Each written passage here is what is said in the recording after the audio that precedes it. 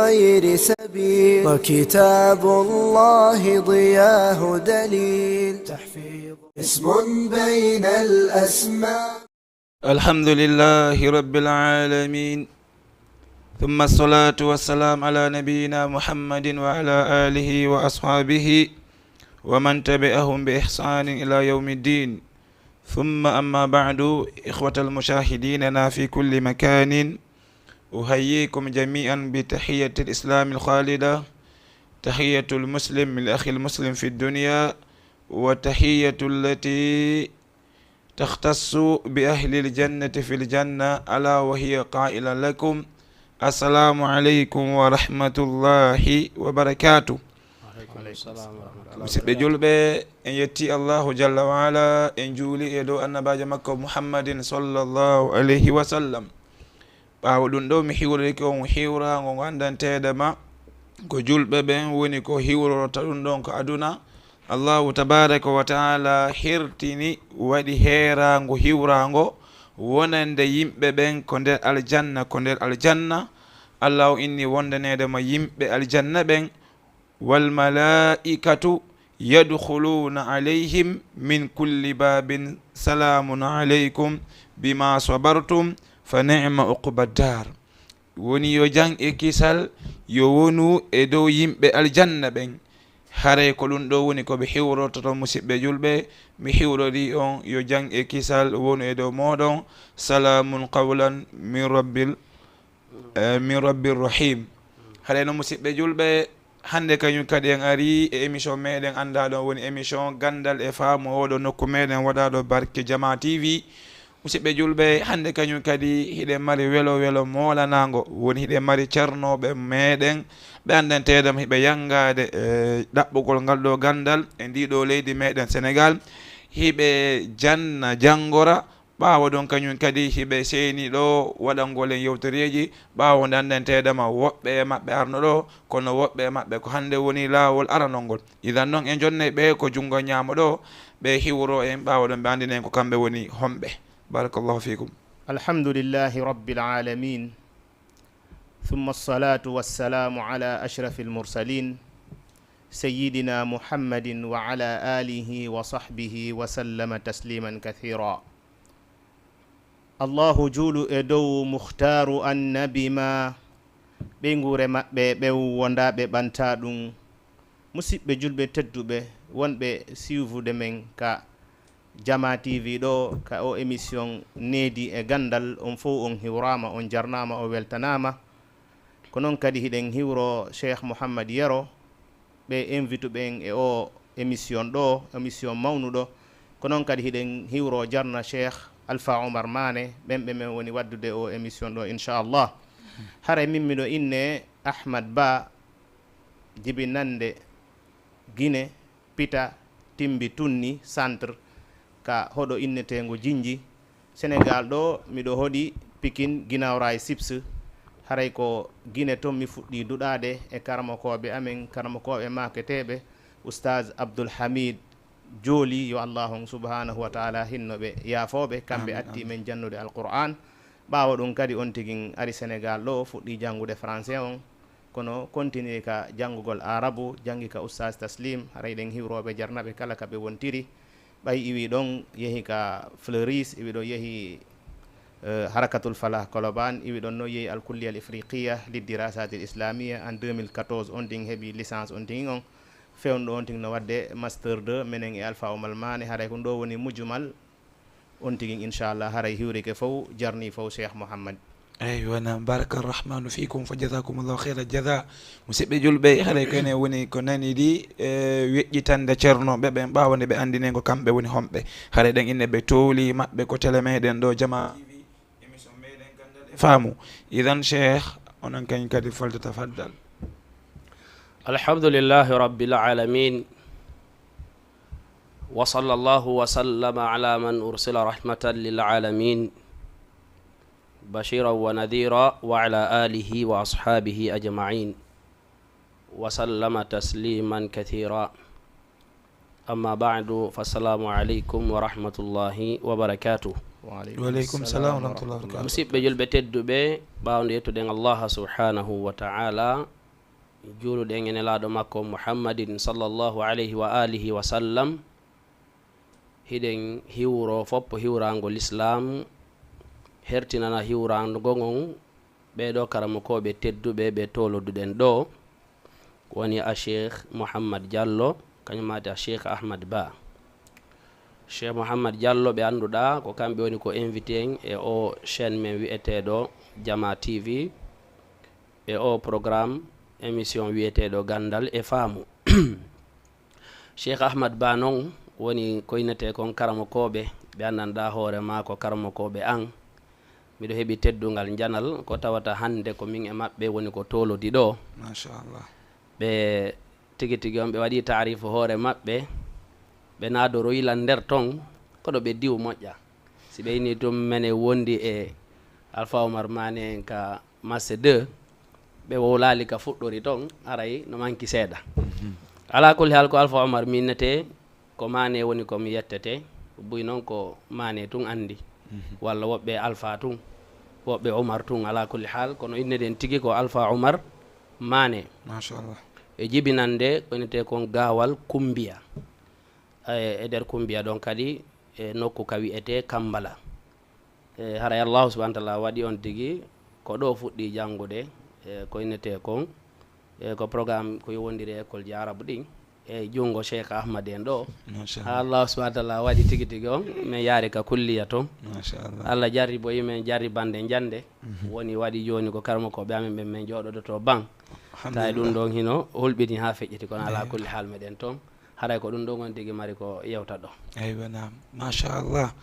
idan musidɓe haysi yewtere nden fayda ko ɗo ha ɗum no ombuɗen jonde nden jon haqqille heɓayno ko weltoro ɗo buy gollitira ɗe gandi Allah on inna e yewtereji goo dhalika liman kana lahu qalbun aw alqa sam'a wa huwa shahid dhalika liman kana lahu qalbun aw alqa sam'a wa huwa shahid bimana no toon yewtereji ko siɗa mari nani ko nanita fama hare ko fi maɗa idan sifo ɗiɗo yewtereji hollay ɓeɗo angal townintinare maɓɓe hollay Cheikh Oumar Mané wakkilare maɓɓe e ɓawode Allah on wallitiɓe won oye karmakojo inni noon yuɓɓiɗi gimɗiɗi mi yeggite o inni bi jiddi e laabi jiddi kullu mu jiddin bi mujudi fal jiddin bila honno mi yeggitiɗi seeɗa ala kulli o inni ko e tinnare an mi heɓiri gandal wo kono noon yalle goɗɗo no heɓa gandal ha Allah on wallitakimo idan awa Cheikh Oumar Mané kadi ɓe wakkilike machallah hay joni ko kamɓe ceernoɓe maɓɓe ɓen hawti ko duɗoɗo to idan Cheikh Ibrahima e Cheikh Oumar Mané ɓe jogani en ɗo yewtere laɓade ko ɗum woni honɗum yewtere nandantede ma si a nanide a gollitiri werde ma nden ko aljanna woni ɗiggal ngol yumma ma e baabe maɗa ko ɗum woni toɓɓere nde idan noon honno wonde nge warude yewtere nde musidɓe julɓe tuɗe noppi ɓe wonɓe ko Facebook hiɓe tora hiɓe partage julɓe ɓen fof naftora e yewtere nden wonɓe ɓen ko YouTube no tora partage ugol julɓe ɓe naftora e yewtere nden idan musidɓe Cheikh ɓeɗo Omar maɗum Cheikh Ahmad ɓe jogani en yewtere ko wiyete birrul walidayni ɗiggal ngol nene e baba ɓawa ɗon si ɓe yewti seeɗa en hette jonnayi ceerno Oumar Mané kamɓe kañum kadi ɓe tokkitano en ɗon ko noon wonɗen waɗude yiltidiren ha ko Allah wuuli tabaraka wa taala newni ha ɗon idan musidɓe julɓe en ala juutinde ɓawde juutinɗen Cheikh Ahmad haɗa jonne e neldari ko neldo ɗon Jama TV e yiɗuɓe émission Gandal e Faamu nam haɗay jasakumullahu khayran cheikhana Cheikh Mouhammad ko noon kadi Cheikh Alpha Oumar ko ɓe maki ɗo kon ko tawadu maɓɓe rek haray ko yo Allah subhanahu wa taala yoɓiɓe ko moƴƴi amin amin haray mawdu mo wonɗe yewde hande on ko mawdu hanaɗo yewtede e yaasi hande on sabu himmugol mo ka l'islam woni ɗiggal ngol mawɓe ɓen moƴƴo e maɓɓe ɗum ɗon no himmi ka l'islam no waɗɗi yo yimɓe ɓe yewtu fi mum comme no waɗɗorimo be kadi yo o ɗiggan mawɗo mum on sabu allahu on subhanahu wa taala jantike e ayeje buy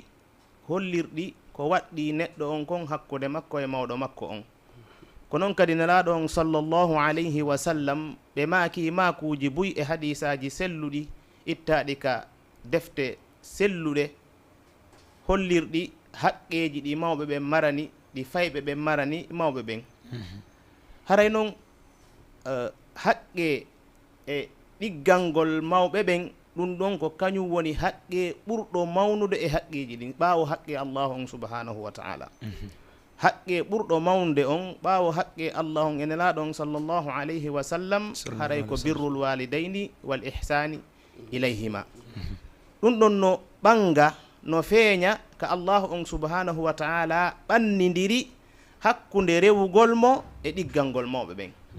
sabu ɗen anndi neɗɗo on ko naadadamo ka l'islam ko wotinɗingol allahu on subhanahu wa taala ko yaltintamo ka l'islam ko yeddugol allahu on subhanahu wa taala shirkanamo ɗen anndi inna allaha la yahfiru an yushraka bihi wa yahfiru ma duna dhalika liman yasha idan ɗum ɗon no mawni moƴƴa noon mawnugol ɗum ɗon fof allahu on subhanahu wa taala ɓay o ñaawi o farli e men wotinɗingol allahu on subhanahu wa taala rewa mo o hiɓɓiɗi ɗon moƴƴegol e mawɓen ɗiɗo allahu on subhanahu wa taala o daali wa qada rabbuka alla tabudu illa iyah wa bilwalidayni ihsana oyni allahu on ñaawi o farli o waɗɗini e kala neɗɗo kala julɗo yo rew allahu on subhanahu wa taala o taw rewsina allahu on subhanahu wa taala ɗum ɗo woni haqqe ɓurɗo mawde on comme no nelaɗo on sallllahu alayhi wa sallam makirno noon ɓaawo nde ɓe wonduno e Muaz ibni Jabal radiyallahu anhu wa ardahu ɓe landimo ma haqqullahi ala al ibad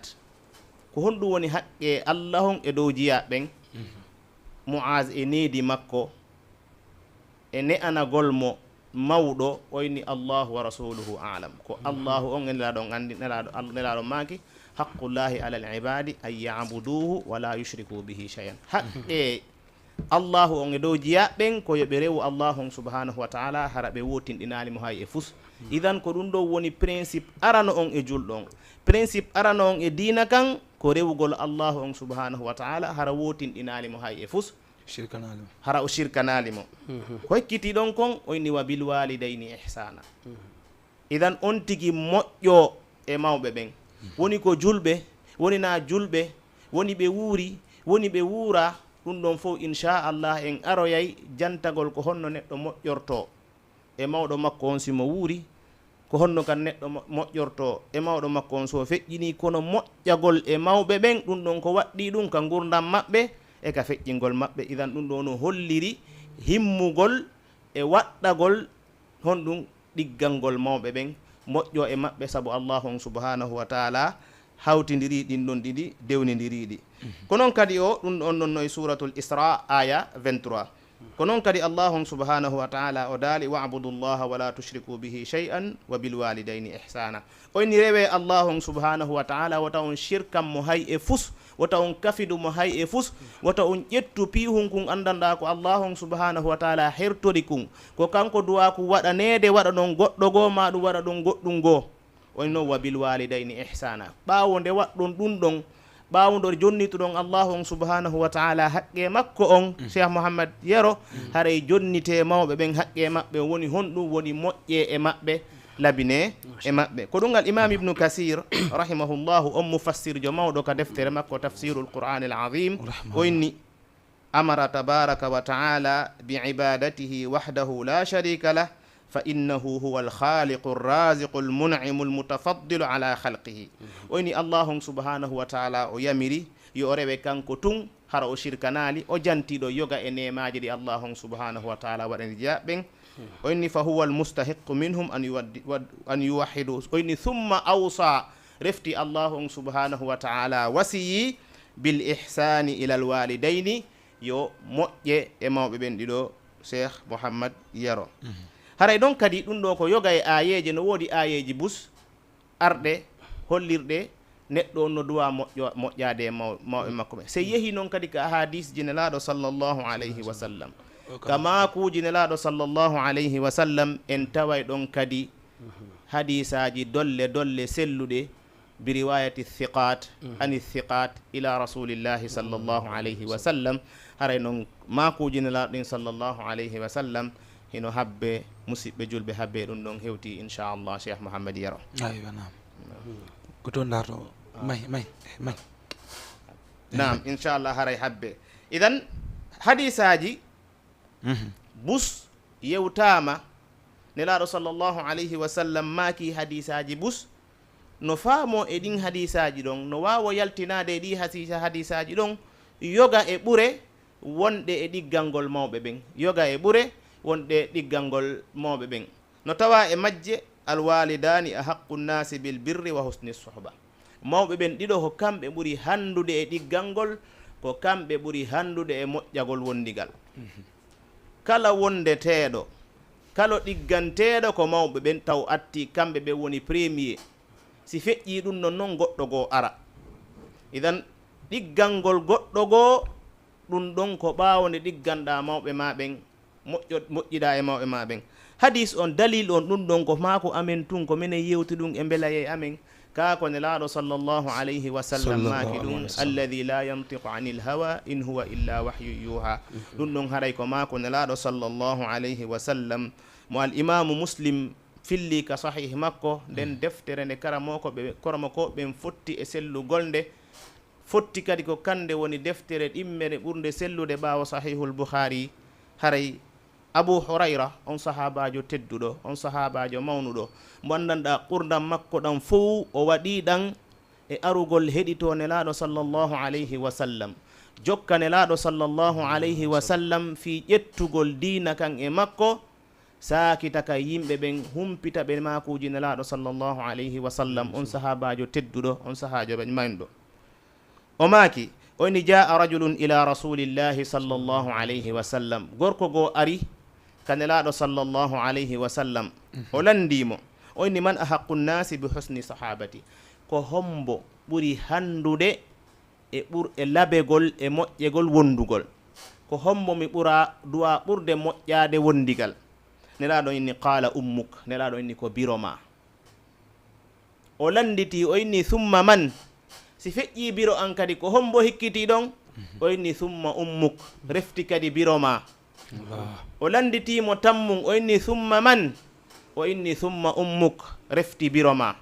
ha laabi tati ɗum ɗo no holliri ɓural biro ɗum ɗo no holliri ɓural nene hara yo allahu subhanahu wa ta'ala yoɓu yumma meɗen ɓe fof ko ɓuri moƴƴude e ko neɗɗo yoɓete kon yo allahu subhanahu wa ta'ala wurɓe ɓen yo allahu heb juuti gurdam maɓɓe ɗan naada ɓe aljanna feƴƴimɓen yo allahu subhanahu wa ta'ala hinnoɓe yaafoɓe yaafoɗa ɓe yaafami oyni qala thumma man ɓaw woli tammu ɗum oyni qala thumma man reftinon hombo hikkiti ɗon oyni thumma abuka oyni refti ɗon baba en ma idan e yii en andi ko biroma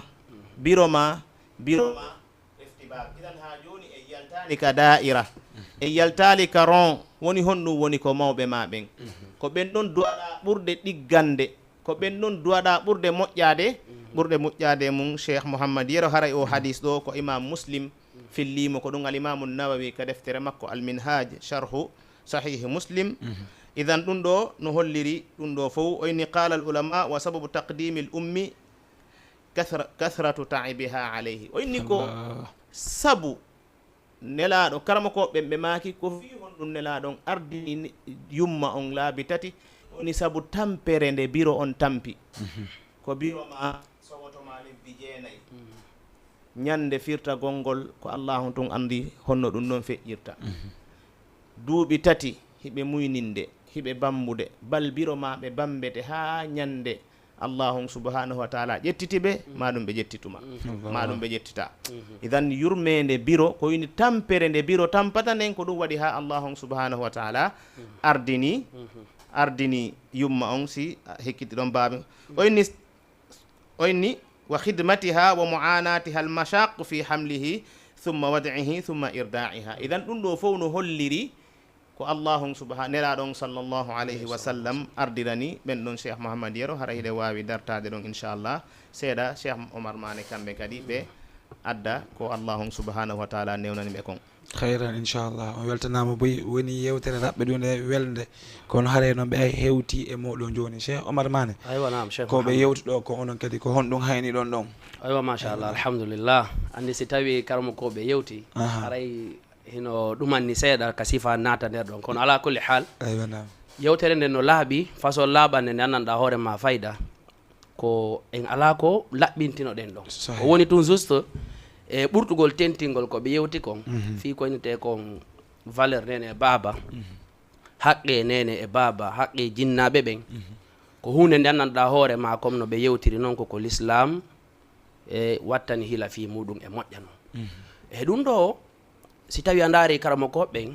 fayda woɓɓe maɓɓe sino windude wano sen daari ka birrul waliday libnil jawsi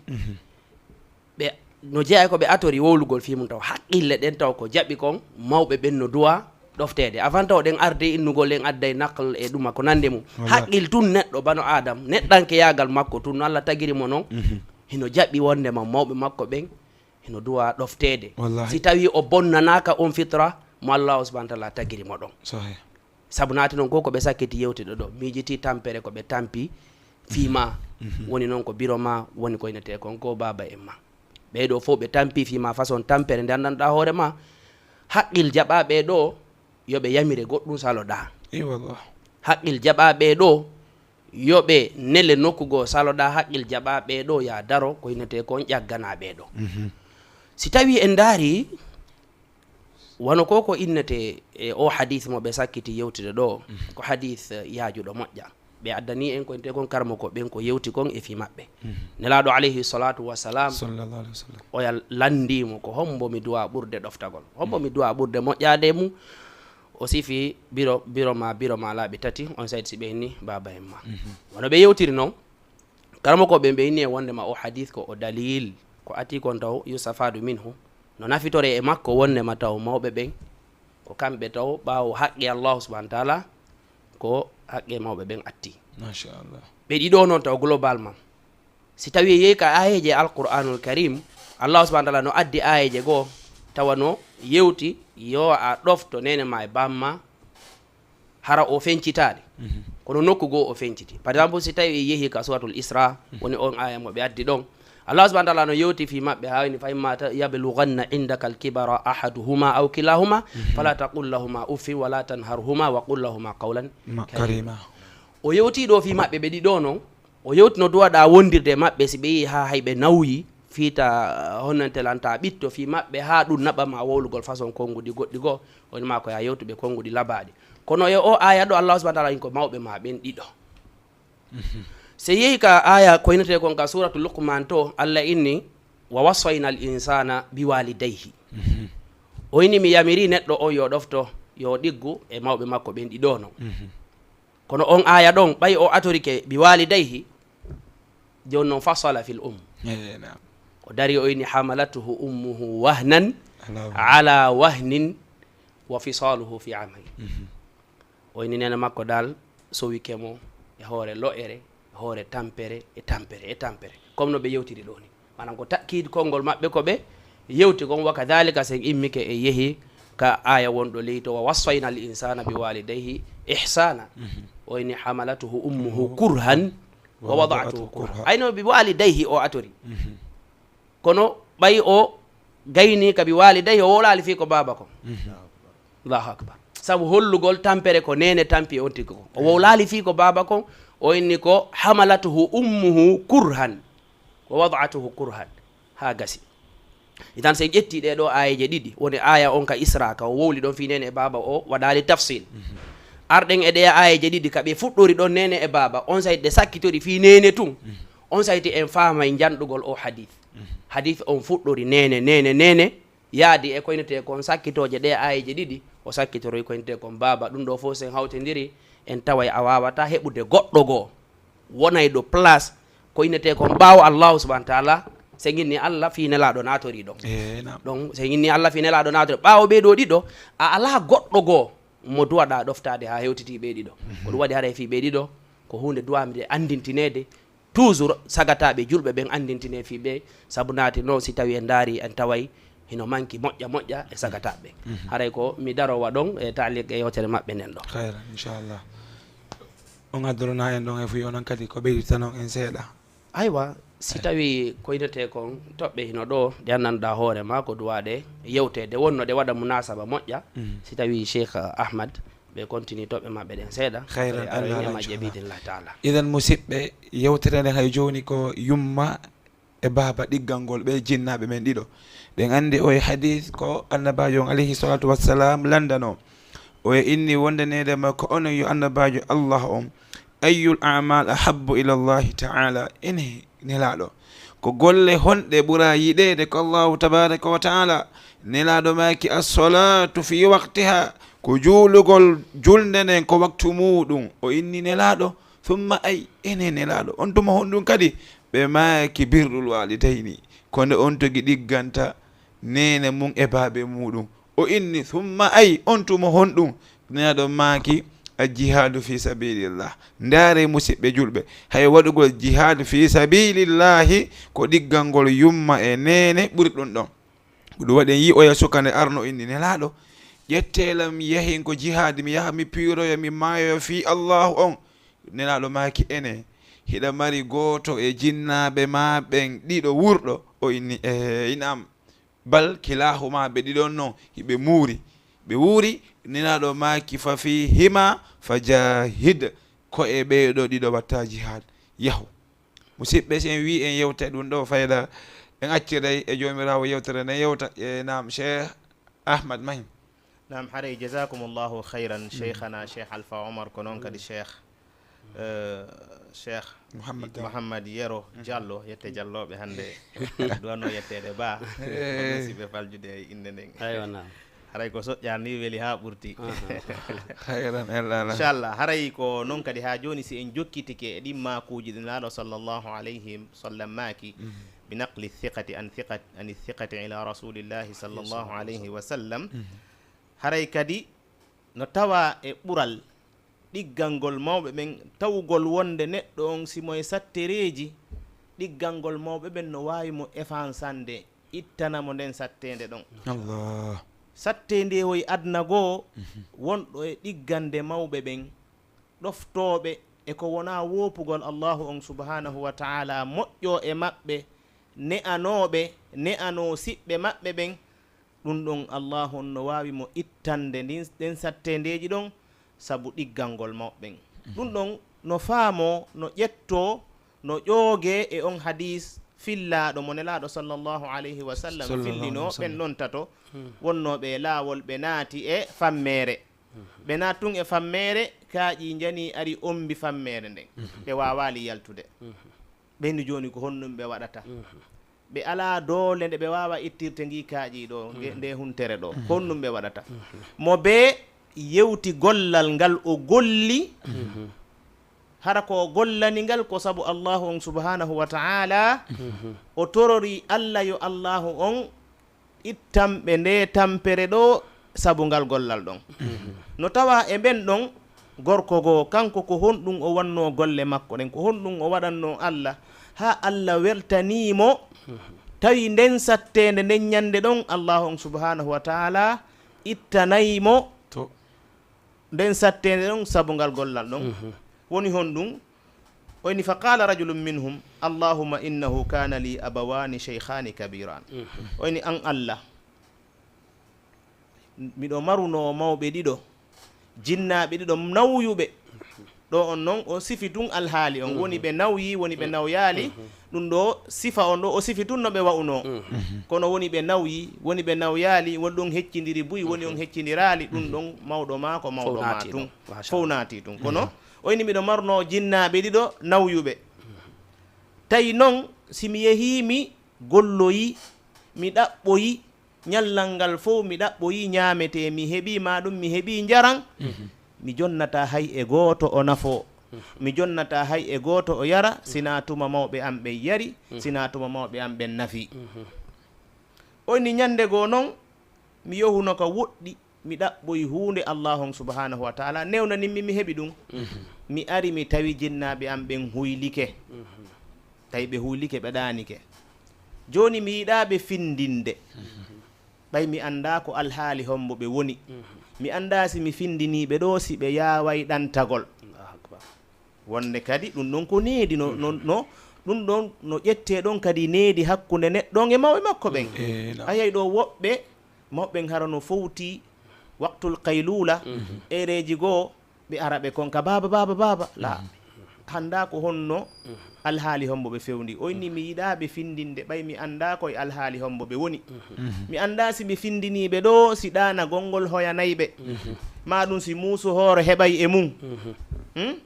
ko honɗum o waɗi est ce que o yohu o yarni ɓeygure makko nden o woye ko honɗum o waɗi o inni mi dari ɓe fof no to mo ɓe no darori sengo no habbi konko mi jogii ɗon kono mi jonnali hay e gooto mi habbi ha mawɓe am ɓen ɗaani ha ɓe fini mi yarni ɓe mi jonni ɓe si mi jonnoyi goɗɗo goo oyni allahu subhanahu wa taala si tawi ngal gollal ɗo ko allahu on tun sabu ma tun mi waɗani ngal ɗo e ɗiggan ɓawɗum noon e ɗiggalngol mawɓen haray allahu subhanahu wa taala dirtinan men nde hayre ɗo allahu subhanahu wa taala dirtini hayre nden sabu ngal gollal ngal on ɗon golli ɗon idan ɗe wawa ƴettude kadi e o hadis ɗo neɗɗo o wonde himo wawi tororade Allah sabu golleji makko moƴƴuɗi woni jokkorgol Allah e golleji moƴƴi idan ɗo ya jokkor Allah e jaahu neɗɗo maɗum e piiji neɗɗo daari gollal ngal golluɗa waɗi feere an golla gollal ngal andanɗa hiɗa tañƴini Allahu subhanahu wa ta'ala weltanike ma e ngal gollal ɗon laysa alfata alladhi yaqulu kana abi innal fata man yaqulu hada za wallahi inchallah idan waɗu gollal ngal andanɗa hiɗa tañƴini Allah weltanike ma sabu ngal gollal ɗon sa woni e tende toroɗa allahu subhanahu wa taala yo Allah yaafoma e sabu ngal gollal ɗon tentini noon ɓe mawɓe ɗo ko ngesa janɗumba mba wawuɗa remude moƴƴereji mba wawuɗa remude piiji ɗi andanɗa dimɗe ɗe yawmal qiyama ɗe wono yay dimɗe ɗuɗuɗe dimɗe weluɗe dimɗe ɗe andanɗa ko ñalande nde hajitorɗade inchallah musidɓe julɓe haray noon kadi ko hikkiti ɗon kon cheikh mouhammad yero nanen kadi ɓe jantaniki en ɗo hadis ɗen andi jihadi ka jihadi ka l'islam place hombo mari jihadi ka l'islam place hombo mari wono aboubacry yewtirno noon ka khutba makko la yada'u qawmun al jihada fi sabilillah illa sallatahumullahu bizulli aw kama qala woni yimɓe ɓen accitata jihadi fi sabilillah e chartiji mum ɗin noon jihad no mari chartiji ha no mari mawani ɗum noon karama ko ɓen ɓe yewtuno en ɗum noon no mari chartiji e sifati mbijo woni yimɓe accitata jihadi fi sabilillah sina allahu subhanahu wa taala jippinay e maɓɓe jaasere idan ɗum no holliri jihad no mawni ka allahu subhanahu bal allahu subhanahu wa taala waɗi attawalli yawma zahfi min al muhlikat dogugol ñande hare allahu subhanahu wa taala waɗi ɗum e piiji halkayɗi ɗin kono ko honɗum nelaɗo sallllahu alayhi wa sallam ɓay o landama ko golle honɗe ɓuri moƴƴude ka allahu ko golle honɗe allahu subhanahu wa taala ɓuri yidde woni as-salatu ala waqtiha idan ɓawde neɗɗo wotinɗini allahu on subhanahu wa ta'ala idan ɗum ɗon ko feere kala galandal landagal ko honɗum Allah ɓuri yidde ko nelaɗo jaabi wosina ɗum noon andu ɗum noon haray nelaɗo nandi ɗum ɗo andama piiji andaɗi ɗin nelaɗon ko ɓuri hewde kon o jantota ko ɗi liannahu kana afsaha al arab kana afsaha al arab idan oyni as-salatu ala waqtiha ko juulugol ka waqtu mum woni juulugol fi awwali waqtiha riwaya go ka riwayu al-imamu Daraqutni ka sunan makko as-salatu fi awwali waqtiha woni juulugol ka fuɗɗorde waqtu idan oyni ko ɗum ɗo allahu subhanahu wa ta'ala ɓuri yidde ɓawde on tigi wotinɗini allahu on subhanahu wa taala qultu mi thumma ayi refti ɓawo honɗum refti si julde nden feƴƴi ko honɗum hikkiti ɗon qala birrul walidayni oyni ɗiggalngol mawɓe ɓen ɓawde o wotinɗini allahu subhanahu wa taala o ñinni julde o juuli julde nden ka waktu mum nelaɗo sallllahu alayhi wa sallam ɓe maaki qala birrul walidayn ɗiggalngol mawɓe ɓen ɗen andi ɗo ko thumma nelaɗon itili o innali wa birrul walidayni ma ɗum fa birrul walidayni ko thumma idan ɓaw ɗum ɗo hikkitoto idan qultu mi wi thumma ayi si tawi noon ɗiggalngol mawɓen feƴƴi ko no hikkiti ɗon o inni qala al jihadu fi sabilillah ko waɗugol jihadi fi sabilillahi idan nelaɗo sallllahu alayhi wa sallam ɗo o ardini ɗiggalngol mawɓe ɓen e waɗugol jihadi fi sabilillah jonno wonde neɗɗo no inna ɓayɗen andi al a'da'ul islam maɗum ayɓe l'islam ɓe wonde ɓe nayi alquran maɗum haalaji nelaɗo sallam waɗi tanaqud ɓe nelaɗo ɓe landotomo e o hadis ɗo ko ɗum ɓuuri moƴƴude o janto ɗum ɗo ɓe landomo e hadis ɗo ko ɗum ɓuuri moƴƴude o janto ɗum ɗo sifa o yewtay ɗum ɗo en anda e oɗo laysa lahu min al ilmi fil ilmi nasib wala geɓal e l'islam nelaɗo sallllahu alayhi wa sallam kana afsaha nnas ko kanko ɓurno wadde fasaha e yimɓe ɓe ko kan kadi mo be o jaabotomo e alhaali makko on oɗo ko honɗum handi neɗɗo so ari landike ma haraɗa andi oɗo ko landanima ko ɗum ɗo haajitori na ya accu ko haajitori ko yaha jaaboɗamo goɗɗum go hara ya waɗali fasaha ko ɗum karama koɓɓe ɓeyni wonde ɓe landotinelaɗo ko ɗum ɓuuri moƴƴude maɗum ko ɗum nelaɗo ɓuuri yiɗude wonde o jaabo ɗum ɗo wonde e jaab ɗum ɗon ko alhaali landiɗo on o landiɗo ɗo fewdo ɗo ko honɗum o ɓuuri handude e wolanede idan nelaɗo on innimo ko ɗum ɗo e ɗum ɗo e ɗum ɗo idan haɗay ko ɗum al-imam ibnu hajar yewti ka fathul bari ko noon kadi hadis no woodi hadis mo imam muslim janti comme no ɓe yewtirno nane noon suka arno o innimo faala yeyodirde nelaɗo sallllahu alayhi wa sallam e waɗugol hijra woni ferugol ewa leydi e leydi alhijra firugol ewa leydi heferankaku yaha e leydi l'islam ko noon kadi waɗade e makko jihadi fi sabilillah nelaɗo landimo e hiɗa mari mawɓe e mawɓe maɓe no wuuri kaɓe feƴƴini oyni bal nela mawɓe am ɓen no wuuri ɓe feƴƴinali taw oyni fatabtaghi l ajra min allahi qala naam qala farji ila walidayka fa ahsin suhbatahuma oyni a faala ɗaɓɓude moƴƴere a faala ɓattade allah oyni yurtito ka mawɓe maɓen labeɗa e maɓɓe moƴƴoɗa e maɓɓe o hadis ɗo ko al imam muslim yaltinimo ka sellude makko ko noon kadi hadisaji bus jantama e ɗum ɗo e sifa ɗi piiju ɗo ko noon kadi hay wonde ɗum ɗo noon wanoni joni neɗɗo on si tawi jihade darike e haramo dowa moƴƴade e mawɓe makko ɓen ɗon alhaali yimɓe ɓen no serti na en ƴettu hadis on ala umumihi na en ƴettu hadis on ala umumihi so tawi tum mawɓe am ɓen innimo tami yohu awa haray mi hana yahude o wayi ɗon darete est ce que jihadi on ɗo ko fardu aynin e ma kana fardu ayn no woodi woɓɓe waɗu yahugol jihad ko fardu aynin sen jooɗike leydi ndi andanɗa heferaɓe ɓen ari ataki julɓe ɓen julɓe woni e ɓittene joni haray waɗugol jihadi woni fardu aynin e dow kala julɗo ɗon on haray si mawɓe ma ɓen innima wata yohu haray no wawi so tawi ɓe innima ya accitu julde an neɗɗon si ɓe innimo yo accitu julde wawa accitata julde amma noon so tawi ko fardu kifaya hara no woodi darantoɓe ɗum ɗon ko yoni an a yeehi si a yeehi ko plus wonata kono sa yahali wonata moyen ɗon on haray ɓe inni si mawɓe ma ɓen si ko ya dungino e mawɓe ma ɓen si ɓe dunginanima si ɓe jaɓanima yaha si tawi hara ɓe jaɓanalima acca ɗon ko noon ko si tawi hara ko fardu hara wonali fardu aynin ko noon kadi si tawi harana mawɓe ma ɓen kadi koɓe julɓe si tawi mawɓe ma ɓen naɓe julɓe ɗon haray waɗɗakima ya ɗoftoɓe e accugol jihad on haray no woodi hadis jantaɗo e ɗum noon inchallah wono al imamu nawawi haray kadi ko noon woni hiɗen wawi dartade ɗo inchallah jonni ten micro on cheikh mouhammad yaro aywa nam shukran ya cheikh ahmad musidɓe haray en heeɓi charhuji ɗannantede mo min tigui fayda ina wawi wiwde goɗɗi e majji ko ɗo mi fuɗɗi nande ɗi saraha tan woni ɗi yewtereji ɗannantede ma noɓe woni yewtirde noon yewtere sakkitinde nen woni joni annabajo on alayhi salatu wassalam ko adi kon ɗa no ɓe landorte noon ko ɓe jaborto embere arɗo landagol ɗon e none no arde noon e ko handi kon hara ɗon kañum kadi goɗɗo famali wonnede ma hadisaji annabajo on no piyodiri no keeligo ɓawa ɗon kañum kadi e nde yewtere koɓe sakkiti ɗo yewtude woni fi maadira tan mi yehi taw eywa nam eyo ko yawgol waɗugol jihad hara en yi en faami wondanedema natum si tawi jihad fewndike mawɓe ma ɓen fewndike si ɓe wi ya accitu haray koya yahu ɗon inna o to annabajon innuno yahu moƴƴoɗa nene ma baɓe ma hara yo on jihad ɗon ko fardu aynin e dow maɗa sifa ɗiɗo fof julɓe ɓen no duwa ɗum famude en wiya noon yo goɗo yaltuɗo yahde nokku go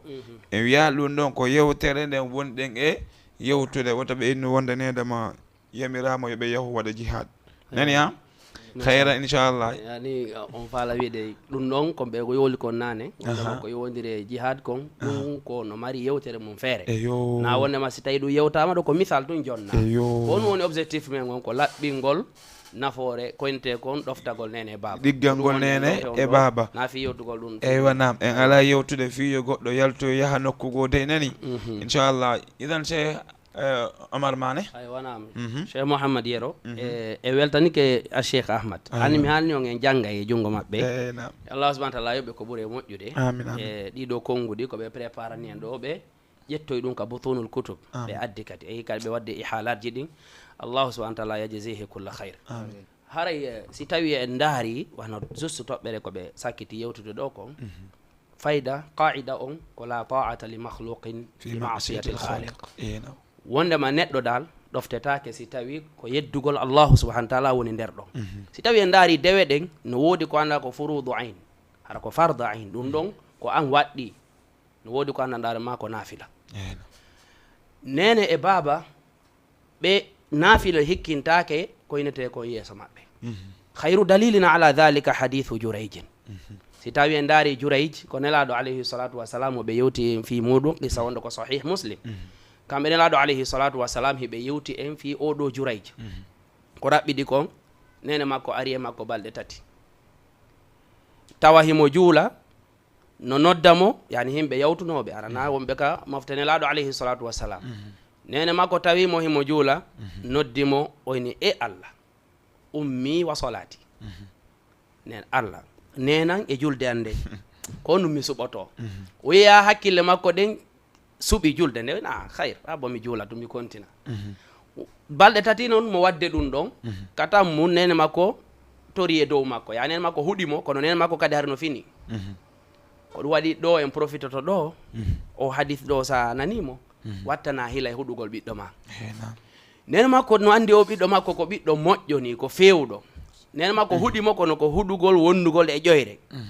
o ini miɗo tori Allah yo Allah hollumo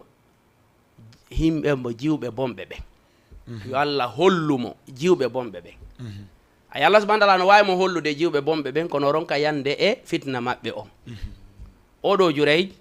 comme ko ɓuuri raɓɓude kon en hii on sayti ɓe waɗi topo fi darugol si tawi ɓe wawa mo nadugol e yeddugol Allah subhanahu wa ta'ala jiwo goɗɗo go immi yeehi inni min dal tigi tigi on fof no yahude ɗo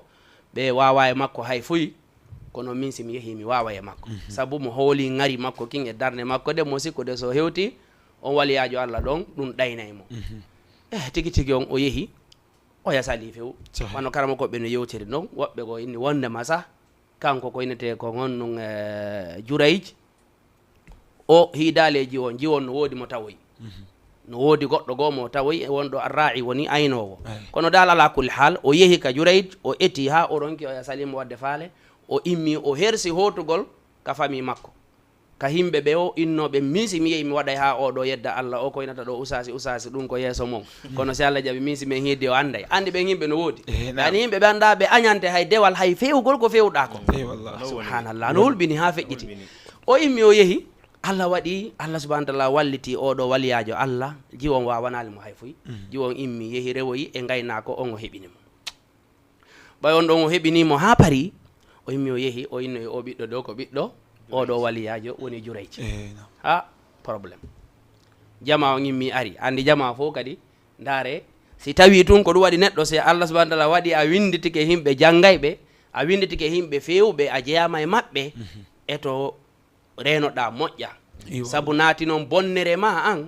hande kadi ɗum bonnay inɗe hewɓe si tawi ɗa muuri walla ɗa ka janggowo diina haray ɗa duwande de no woodi comportement mo duwaɗa wonde e société mo wonɗa o yaɗi en innay wondema ko concol danewol ɓorniɗa concol danewol no mo ɓornike ɗum taw jaɓo piiri dede sabu o liɓi o tunay o liɓa o tunay idan taw jaɓo funidi fof koye makko woni ko arata ɓe fof ɓe immi ɓe yehi ka jurayj jurayj jarga nanngam woɓɓe no jogii bede woɓɓe no jogii kala tigi tigi on dal ala kulli haal ɓe yeggitino jurayj kadi ko neɗɗo ɗum no wawno yande makko ko neɗɗo kono ɓe dara ɓe noru wotur ɓe nani par ce que fiyonu ɓe fof maɓɓe ɓe habbi yo waɗu bone o sabu par ce que kamɓe ɓe feewa sagu maɓɓe kadi koye wayo maɓɓe ani ɓe feewa ɓen ko noon way kama kafaru fatakununa sawa eyi programme o kono allahu subahana taala waɗi ka raɓɓiningol ɓeyni oɗo ɓiɗɗo ko an jeymo kanko Jurayj o ari Allah waɗi o landi paykunku ko mboni bamma paykunku inni ko gayna ko woni baba Allah subahana taala laɓɓinimo e ɗum ɗo se ndaari ɗo nene makko huɗimo kono nene makko feƴƴintinali ɓurtali o ɓeyni yo Allah hollumo rewɓe o yii ɓen ɗon o yii o fitna ɗo kono Allah subahana taala waɗi o yanali koynete gon e fitna o itan ɗum ɗo holli woni toɓɓere nden Jurayj ko no wonno wadde na juulugol juulugol ko rewgol Allah ka kono tawi na farilla ko nafila nene makko si noddimo mo duwano notade o hikkina noddandu nene makko noto nene makko ɓe wanna ɓe ko ɓe faala ko o ara o fuɗɗito o juula kono kanko o heɓali on fiqhu ɗon ko ɗum waɗi nde wonde kadi wonugol abid tun hara a janngata dina kam moƴƴa famaka anda si tawi piiji ɗiɗi moɓodiri ko honno waɗa hikkinde yeeso wono ko wino to fa in tazahama adadul masalihi yuqaddamu l a'la joni wa didduhu tazahumu lmafasidi yurtakabu l adna si tawi a famali sifa ɗiɗo piiji a woni ɗum abid neɗɗo rewaɗo Allah machallah no moƴƴi kono noon ko ɗon andata marɗo gandal on kanko piiji ɗi o watta ɗin fof wona e lawol hitan ko ɗum waɗi haray toɓɓere nde ɓe yewti ɗo nen ko toɓɓere himmude moƴƴa machallah haray bon si tawi en gayni ɗo mi anda si tawi haray ko jon ɗo lanko ɗum anni walla si tawi en iwi ɗo en hiche Ahmad no yewtude en ɓuure jane ko yowodiri e ɗoftagol mawɓe ɓe ɓuure jane moƴƴa noon si ɓe jokkino ɗo en heɗitotono ɗo ha janggo hadithaji mum lannata nususji mum ko inete ko lannata ɓe addani en wondema a jaka ɗoftagol mawɓe ɓen si tawi neɗɗo waɗi ɗum hay probléme ji ma aduna ɗin ɗi régulay en yi kadi ɗoftagol mawɓe ɓen mo sallike ɗum kadi probléme ji mum aduna ɗin kadi no wawi ronkude régilde saabu ɗi hadithaji ɗo ɗiɗi qissaji ɗo ɗiɗi ɗi nelaɗo filli qissatu thalatha ashabul ghar e qissatu Jurayjin Jurayjin heɓuno jafe sabu ko nene makko settinanimo ayi o to o heɓi moƴƴere sabu ko o weltinno ko inete kon e nene makko e ɗum ɗo si tawi en wi ɗoftagol mawɓe ɓen ɓe annanɗa hoorema Allahu subhanahu wa ta'ala hino jonni ɓe grade jani ɓurni ɓe hoore mawɓe maɓɓe ɓen manam ko kamɓe ɓuri mawɓe maɓɓe ɓen kono ɗum haɗali tawi kamɓe ɓe ɗoftoto mawɓe maɓɓe ɓen ko ɓen faalaɗen ƴettude woni annabaɓe Allahu subhanahu wa ta'ala ɓe si tawi en daari annabi Ibrahima alayhi salam ko julɗo ga ko annaba o feƴƴinede bal ko annabajo Allahu subhanahu wa ta'ala kono bamma ko essay ko julɗo na julɗo essay ɓe ɗiɗo ɓe eɓɓidirte ɓe eɓɓidirtaki kono Allahu subhanahu wa ta'ala waɗi annabi Ibrahim ɗofti ko innete kon baba muɗum respecti ko innete kon baba muɗum jonni ɓe façon teddungal ko Allah subhanahu wa ta'ala yewtata fi makko ka alqur'anul karim sa yi ayi karmo ko ɓen hino décortica ɗen ayeje ɗon ɓe yewta fi majje ko ananɗa warema si tawi woni ɗo fayda ɗe wola fi mum ka pular sa hayen famata moƴƴa sabu ka haala wolaka e nder haala arab janngoɓe ɓen si ɓe jooɗike ɓe hi sifa ɗen defte ɓe hi karmo ko ɓe balaka ko yewtata ko woni kon e nder ɗe ayeje a taway machallah si tawi ko teddungal tun ko haa ɗo allahu subhanahu wa ta'ala yewten ka suratu Maryam oyni wadhkur fil kitabi Ibrahim innahu kana siddiqan nabiyya darto Allah subhanahu wa ta'ala jonni mo grade jonni mo ko inete kon taw grade yewtu ka deftere ɗo yewtu fi annabi Ibrahim on non ko gongin ɗo Allahu subhanahu wa ta'ala wonno machallah kono noon kadi o hattano ɗon ko ɗum o wonno kadi ko annabajo Allahu subhanahu wa ta'ala Allah inni nde o yewtuno bam makko id qala li abihi ya abati karama ko ɓe arab ɓen ɓe inni wonde mak o ngol konngol ɗo innugol ya abati ɗum sen firayno ɗum ka pour ayna e baben bora hakke ko yurmi machallah o ƴettu konngol altaful ibarat ko ɓuri labede e konngol omo noddirde bam makko mo annanɗa hoore ma wona julɗo saabu hiɗalngol baben makko moƴƴere nde o woni nde o woni kadi himo lando façon lande ɗe annanɗa hoore ma ko lande neɗɗo mo annanɗa hoore ma ko yurmaɗo ko innete ko mawɗo mum on e tigi tigi yurmagol o wini ya abati lima ta'budu ma la yasma'u wala yubsiru wala yughni anka shay'a hanno waddu landal baba dare ko on ɗo rewde ɗo so wowli nanata hi ata hay fuy wawana on balko onon sa woni moƴƴinde e hoore doyi e hoore koynte kon yewtere labande ya abati inni qad ja'ani min al-ilmi ma lam ya'tika fattabi'ni ahdika siratan sawiya baba Allah subhanahu wa ta'ala nemini on ɓiɗɗo mon on Allah waɗi barke e makko ani no yurmi ha tuma goɗɗo Allah subhanahu wa ta'ala okki mo ɓiɗɗo sunnayankojo ino ɗo ko alqur'an e sunna mi jokkata ko diina mi jangata oyna mo yaltuka galle am wallahi huɗaɗo ni an ko ɗum waɗi de passage ko ɓeynata ko biro am mi yette Allah subhanahu wa ta'ala mi jarna ɓe mi toranoɓe Allah subhanahu wa ta'ala yo Allah ɓurtu juutinde balɗe ɗen e cella amin nde ɓe hiwnolam ɓe tawi ko diina mi jangata ɓe alhamdulillah mi weltike na bandiro aranila machallah ko ɗum ɗo duwaɗa manam an ɓiɗɗo ma on si Allahu subhanahu wa ta'ala waɗanima mo o feewi teddungal ma sappono to no faala e ɓiɓɓe mum feewu ɓe ronko wallah an Allah suɓanima ɗum ko fewno ɗara ɗo o ɓiɗɗo ma dara nabi Ibrahima ko woni baba wallahi ko on woni baban kono Allah waɗi barki an woodi ko jonnilan kon andano onon on heɓani jaɓe ka fi Allah jokkon feewo wono laawol wono neɗɗo koyente kon aljanna fattabi'ni ahdika siratan sawiya ya abati la ta'budi shaytan inna shaytana kana lirrahmani asiya baba koko jokkuɗon ɗo ko golle shaytan taw jaɓu jokkudemo sabu ko yedduɗo Allah subhanahu wa ta'ala ko kanko woni on naadude e ɗiɗo piiji kono ha joni ko nu ko baaben boora o woni yewtude doyi yewtere doyi yewtere hakkil yewtere nde arda e sonko yewtere teddungal hakkunde neɗɗo e baaba mum o watti ɗon woni ya abati inni akhafu an yamassaka adhabun min arrahman anabi ibrahima o fellintinali lette ɗen ko woni miɗo huuli baba lan hulita sabu ɗum ɗo waɗu ha Allah subhanahu wa ta'ala seytinana on letta on o inaali so jokki ɗum Allah letta on goy no miɗo huuli lan huuli si tawi on jokki ɗum ɗo karon ko yon heɓude lette Allah ɗen mi tori ko on accite inni akhafu an yamassaka adhabun min arrahman fatakuna li shaytani waliyan on waɗon ha shaytan joni noon weltano a shaytan welto par ce que ko woni ɗaɓɓude ko ɓe o yaada inna shaytana lakum aduwun fattabi'uhu aduwa fattakhiduhu aduwa innama yad'u hizbahu liyakunu min ashabi sa'ir subhanallah kono bamma ko e ɗi konguɗi ɗo fof lam yuwaffaq kono konnu sokol ɗen ibrahima alayhi salam badala juhdahu o gollitiri ko inete kon berko o wawi kon o jonniri fiyo baba en makko few kono noon innaka la tahdi man ahbabt walakin allaha yahdi man yasha kanko annabi ibrahima alayhi salam bammakko en mo ko ɓeɗo ko ɗi Allah yiyan jokkuɗa naggam yaltuɗo ko en ɓay gasi o ini salamun aleyk miɗo toro Allah yo waɗu jam e mo qala salamun aleyk sa astahfiru laka rabbi innahu kana bi hafiya baba yo Allah waɗu jam e mo kala ka wonirɗo ay ɓe jaɓali kono ini mi toranto on Allahu subhanahu wa ta'ala o woni kadi mum mo toro ha Allah haɗimo ene cheikh yaro ngal teddungal ɗo ngal oɗo dari yewtudi e ko inete ko mawɓe mum ɓen te ko hombo woni ibrahim ko mo annanɗare ma Allahu subhanahu wa ta'ala artuɓe ɓawa makko ɓen fof ne jokkemo wa awhayna ilayka an ittabi' millata ibrahima hanifa jokko lawol ibrahima nani nelaɗo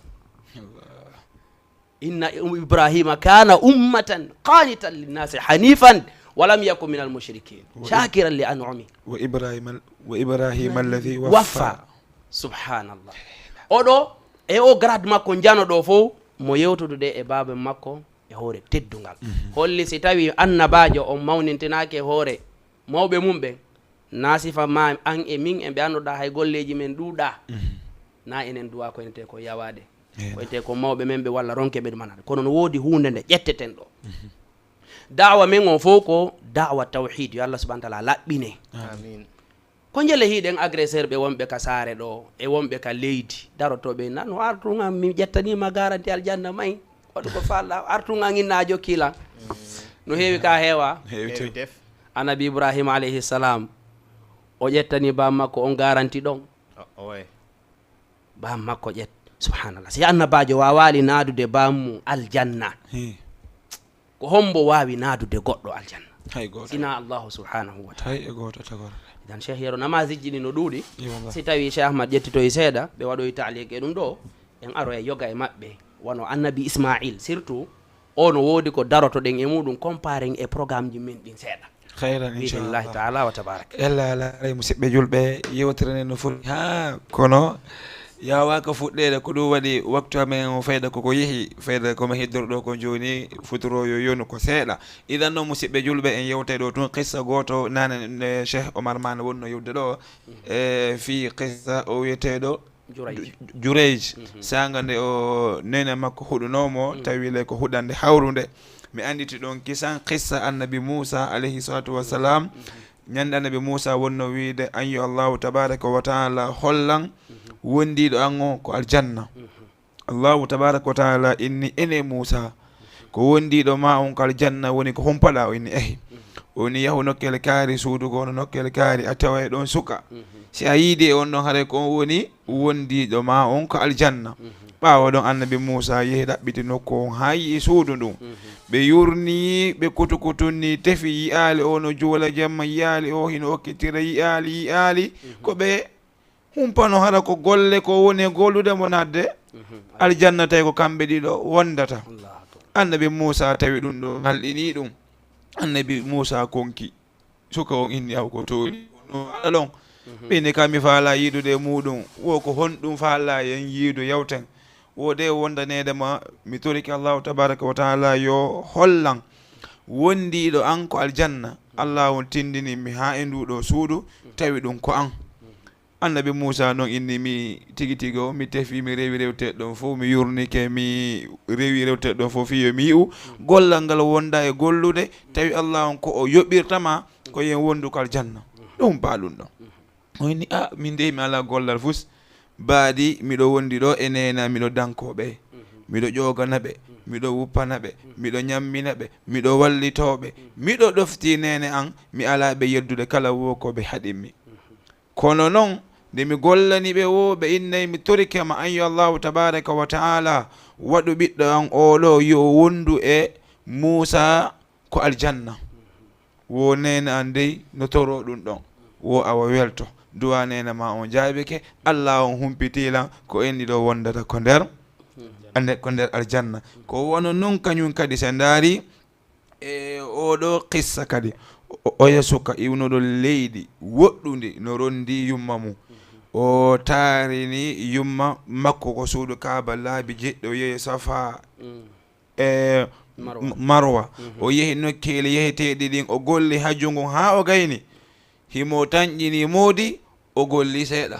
ore o yiide oɗo wiyeteɗo Abdallah ibn Omar o inni ene Abdallah ibn Omar mi rondike nenan iɓe Iraq mi ari ɗo mi jindi e maɓɓe ɗum fof nenan memali teppere miɗo rondi ɓe ene a yii mi yoɓiti nenan seeɗa e ko ɓe gollaninmi o inni a fuɗɗi hakkita way hunde a waɗali wallahi idan en yiiɗa jonnude ha cheikh ɗen heddoriɗo hel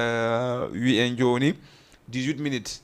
daare ɗon no eɓɓon senɗon no haaɗi wawa hejjanden noon inchallahu jalla wala aw haray jasakumullahu hayran cheikhana cheikh yero e cheikh Alpha Oumar Mané haray ko waɗugol taaliq tun e yoga e konnguɗi ɗi cheikh Alpha Oumar yewti ɗo ara nun ɗum qissatu Jurayj ko wawten famde ɗon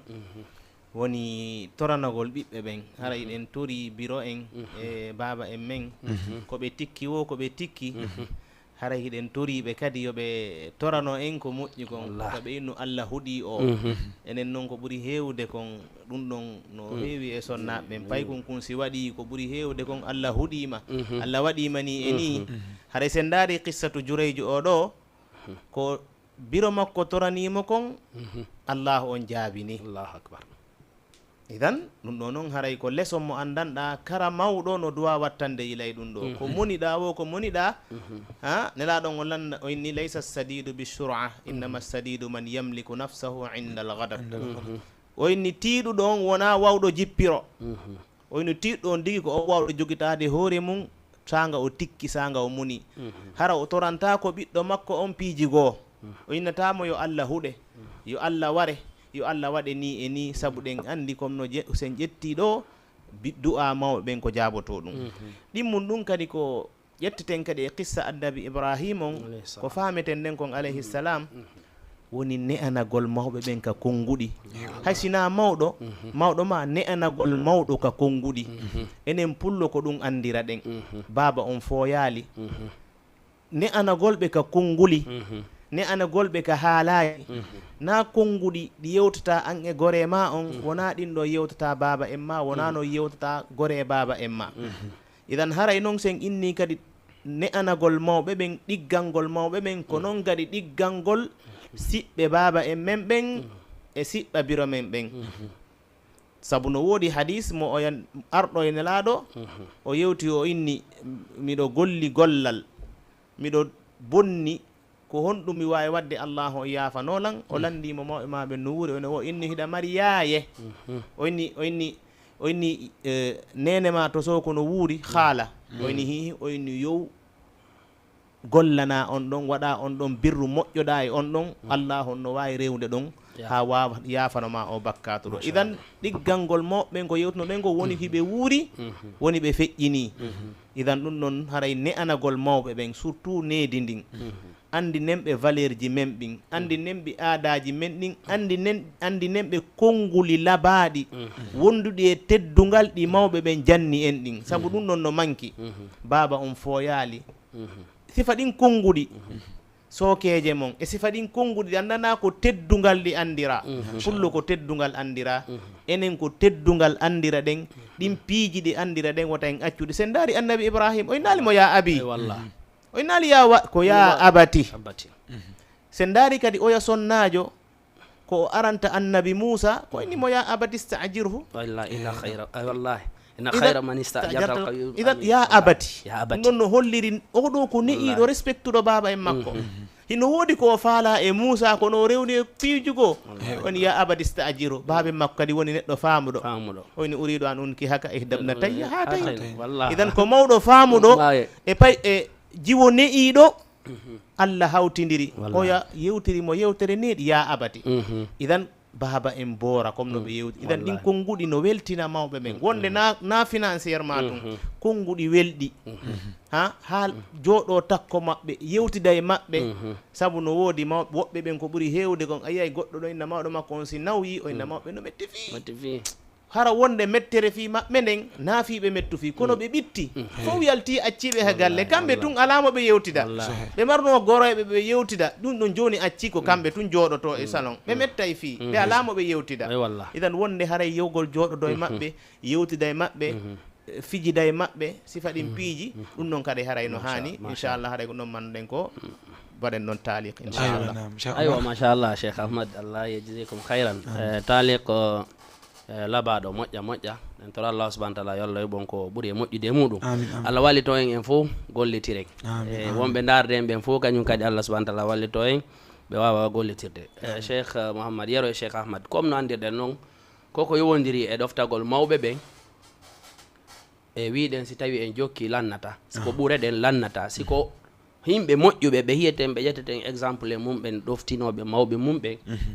ɗum kañum kadi wona ko lannata noon kono si tawi en daari no jeeya e yimɓe andanɗa hoore ma hiɗen ƴetta ko innete kon durusji e ibar konnguɗi e maɓɓe yoga e ko innete kon annabaɓe kono wano si tawi en daari waɗugol takkidi ko Cheikh Ahmad wonno yewde ɗo kon naane wono hannde tun ka kulliya menen e yoga e goreɓe amen wono Cheikh Paté e Cheikh Omar Cissé meɗen tolodi meɗen yewta wono meni wono fulɓe Fuuta innata mawɗo an yaw comme no wolofuji ni tan o mawɗo yaw e son faami ka ma ɗum woɓɓe koy ko wonɗo mais enen koyngol onon kala ɓurɗoma heccuɗoma seeɗare ko onon teddungal woni ko andira ɗen ko waɗi ɗum ko sabu woni élève jo goto no landade karamo ko ɓen e ɓe o golletede kaf mo annandar ma ko on golletede ka haala arabu ka na sarahatan afattana e ko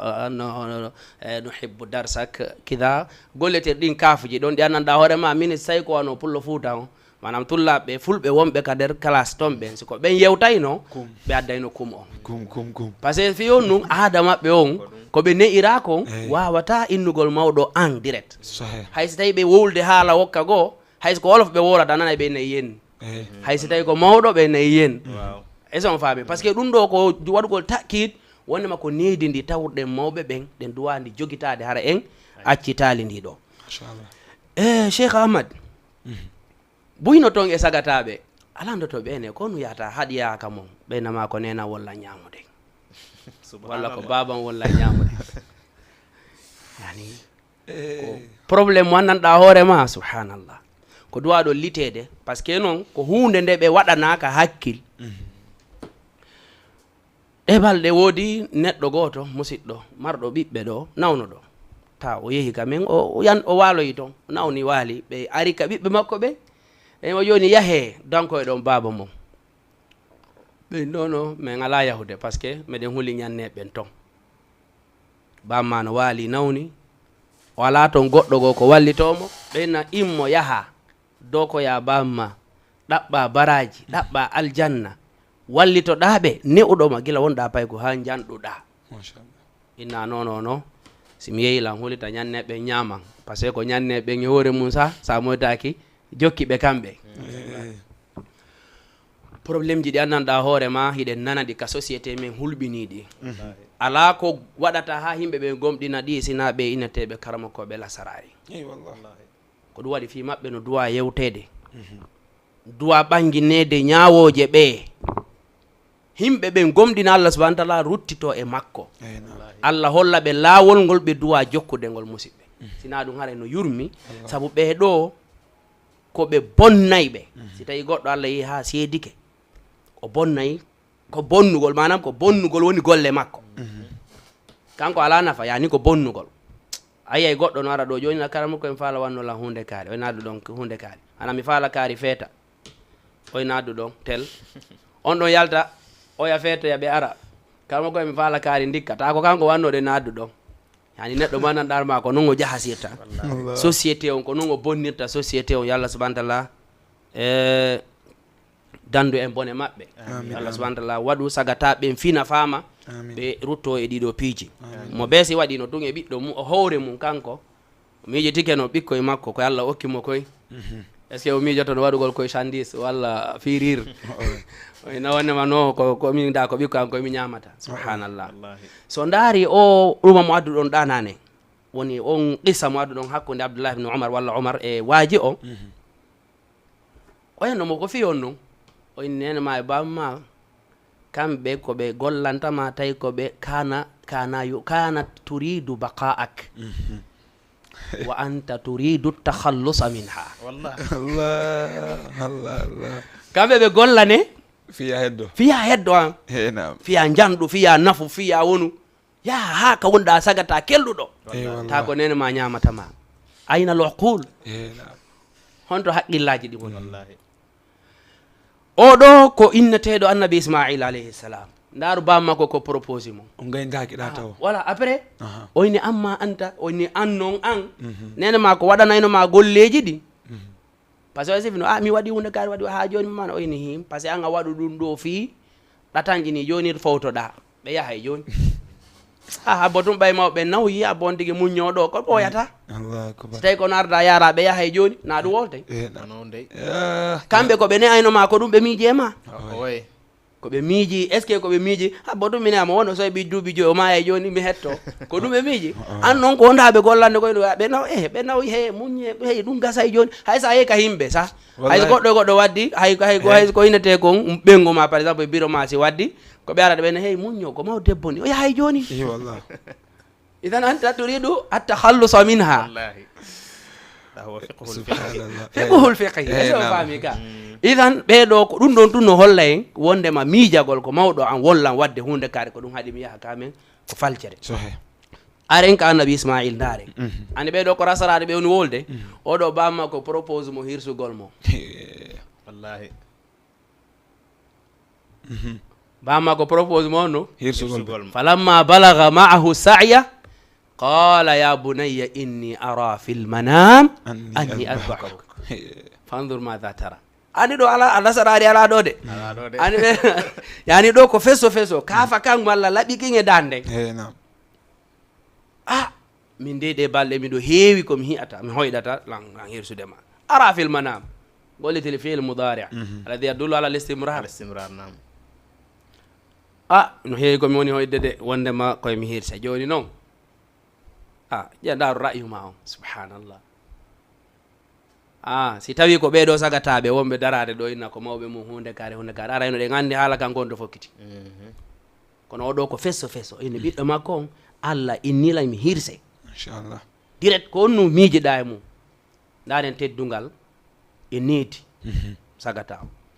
koyni baba wallahi waɗe ko Allah yamiri en ko qala ya abati fa'al ma tu'mar satajiduni inchallahu min as-sabirin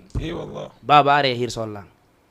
waɗe ko Allah yamiri on kon wallahi on taway komi muññiɗo kon to wonɗen enen e ɓeeɗo hayso goɗɗo inima tawi o innima an ala ko waɗama ko boni ka hoore leydi na mawɗo ma innu gasim jaɓi sikoye maɓɓe iwre ala probléme yoɓe waɗu kala ko ɓe faala par ce que anta wa maluka li abik d' accord en faami musidɓe julɓe tedduɓe idan ɗum ɗo ko hunde nde anndanɗa hoore ma jama on hino duwa ko innete kon wattande hila e mayre moƴƴa cheikh yero ko yewtere nde annduɗa ko yewtertede ko wiɗen kon fayda journée on fop woni ko ƴettuɗen ɗo e berkoye heure woy ɗo ɗe duwano yewtude wasa ilji wallitotoɗi neɗɗo on ha o wawa ɗoftade koynte ko mawɓe makko ɓe kono noon en ƴettay wasila goɗɗo manɗa on ɗon andi gila fuɗɗi ɗen yewtude ko fi ɓiɗɗo wonde yewtude ko onno ɗoftorto ba makko ɓiɗɗo ma on sa ne alimo needi ndi o du'a ne e denni kara hango ɗoftoroytoma ɗum ɗon falden wonde honnontelan jonnude mawɓe ɓen enen go en fuɗɗike wonde mawɓe ga enen fo ɗo mi taññini en fuɗɗike wonde mawɓe hono woniri wakkilo ɗen enen taw ɗoftoɗen mawɓe ɓen etoɗen ne en ɓiɓɓe men ɓe needi ndi moƴƴuɓe ɓe ne'irayno ɓiɓɓe mum ɓen fiya ɓe wawa ɗoftagol mawɓe makko yo noon ɗum ɗon inchallah taala wonno ñande goo en heɓoya yewtere spécial ta ko fi honno mawɓe ɓen ne'irta fayɓe ɓen saabu natati fayɓe ɓen ne'ama ɓe woni e lawol moƴƴol ko ɗum ɗon nafoyta ɓe sina ɗum se yeddu ndaren e leyɗe ɗe wona leyɗe julɓe ɓen ɓiɓɓe wonaɓe ne'ede toon ɓe naɓe doginde ɓe woɓɓe doginde ɓe artira ɓe fiya ɓe heɓoye needi ndi annaɗama kono ɓe duwa hendade ni haɗa cheikh yero ɗe wawi darade waɗo inchallah tabaraka wa taala aywa nam idan baraka rahmanu fikum fa jazakum llah khayra jaza wa ayyadakum llahu bi nasrihi amin haɗa on weltanama bos on duwanama on jarnama on sannama haɗay ɓawɗon kañum kadi e wonnoɓe men e dayde ko youtube wonnoɓe e dayde ko facebook wonnoɓe e darirde ko téléji en direct ɓe fof goto kala hiɗen weltano hiɗen duwano hiɗen jarna ɓawɗon kañum kadi hiɗen weltano joni nokku on yo allahu tabaraka wa taala yoɓɓe ko ɓuuri e moƴƴude jodde yanña nokku on allahu junna balɗe mawɓe maɓɓe e mawɓe meɗen allahu tabaraka wa taala waɗa e meɗen nafoore ko nafata julɓe ɓen en weltani ko boyi ceerno ahmad en weltani ko boyi ceerno omar mane nde ɗo yewtere haare musidɓe julɓe on yafoto ha noon ko waktu on hande kañum kadi woni ko raɓɓiɗi wa illa tun nun en soggayno ha wawen heɓude ko yaaji ko ɓuri ɗum ɗo kono haɗeno musidɓe julɓe mi taññini tun woodi kañum kadi ko heɓuɗen e muɗum ko naftorɗen ɓay hiɗen andi en wawata tolodade sifa ɓeɗo karamakoɓe meɗen ceerɗo meɗen ɗiɗo tedduɓe ronken heɓuda e hunde ko naftorɗen idan noon en heeɓi buyi ko naftorɗen yo allah won yoɓɓe ko ɓuuri e moƴƴude jodde idan konnguli sakkitiɗi ko hombiren jonde ɗen cheikh ahmad wona noon kayngol cheikh omar aywa nam haray ɗen inna cheikh yero weltanama on jarnama e o émission mon ɗo needi e gandal faamu idan gandal e faamu idan neɗɗon haray on hiwrama on jarnama ka jama tv ɗo ko noon kadi en hiwri ko cheikh alpha omar mane e denɗanagal wonnoɓe suivre den e ɗi plateforme ji ɗo haray hiɗen torano denɗanagal mawɓe ɓen comme no alpha omar mane ni allahu subhanahu wa taala newnanɓe ɓe wawa newde fawɓe ɓen ko noon kadi sukaɓe yo allahu on newnanɓe ɓe wawa ɗoftade mawɓe ɓen haray hiɗen hiwra biro amen hajja mariama so ndire ko noon kadi baba en amen alhajji mouhammad baylo jinji ko noon Masha kadi Allah, hiwro yaye an Allahumma. hajja fatimatu ko ɓe donni ilan Masha aray Allah. mi hiwrike ɓe mi yeggitali noon kadi hajja mariama ɓe ɓen acci ka galle ɓen e fatima e aicha haraɓe fof ɓe hiwrama ɓe yeggitali abou ouhmane shaqiqi alladi lam talidhu ummi wa zawjatuhu haray ɓe hiwrama ɓe jarnama woni hajja fatimata binta sow on fof mi hiwrama on jarnama. assalamu aleykum wa rahmatullahi wa barakatuh. waleykum salam wa barakatuh. Cheikh Omar, aray ɗen torano jooma nokkure nden yo allahu subhanahu wa taala waɗu barki e nokku on. Allah hebbina émission ji l'islam ɗin e nokku on. amin. Allah subhanahu wa taala barki ɓe wawa heɓude nokku on ko ɓe faala heɓude kon e muɗum. amin amin. naade ko place golle ni ɗen tori Allah subhanahu wa taala walla Allah waɗu barki e majje. Allah hebbina sifa ɗi émission ji ɗo ha tawa émission ji dina ɗin ɗi wawa e jogitade nokkure nden. so tawi ya tawi émission ji dina ɗin wawi jogitade nokkure nden tun hande kadi piiji goɗɗi go natata. ɗen tori Allahu subhanahu wa taala yo Allah waɗu barki e sifa ɗiɗo nokkeji fof. weltano kadi Cheikh Mouhammad Yero tigi tigi weltare ko nodduɗon men kon yo nokku meɗen hiiɗe kadi juhudji mon ni e wakkilar nden fi chattal majalat. ɗen tori Allah subhanahu wa taala yo Allah yoɓon ko ɓuuri e moƴƴude haray hiwro jama fof yetta Allah subhanahu wa taala ko waɗi kon tawi miɗo jeeya e talibaɓe Cheikh Ahmad machallah e talibaɓe Abou Ouhmane. nasallah tabaraka wa taala an yarda anhuma. Allah subhanahu wa taala weltanoɓe. Allah on tigi hiwro famille on fof hiwro kadi tullaɓe madaris manari sabil ɓen fof hiwroɓe fof maɓɓe inchallah. hada wa sallallahu sallam ala nabina muhammadin wa ala alihi wa sahbi ajmain. mi hiwro kadi hajja hen to inchallah taala. eywa nam idal musidɓe julɓe ɓe hiwrike hajjaji on to ɗo handi ɓeɗo ko ashabu tawhid ni min noon nami ashabu tawhid ara mi hiwrike hajjaɓe ɓen ɗiɗo nani. eywa nam idal musidɓe julɓe ɓawo nde heɗino ɗon émission moɗon gandal e faamu en heeɓi oɗo welo welo so tawi Allah on hoddiri en e yontere hande émission moɗon on télé moɗon ganda Jama TV e nde ɗo leere so alansara on salminama ɗon e ɗon o fuɗɗoto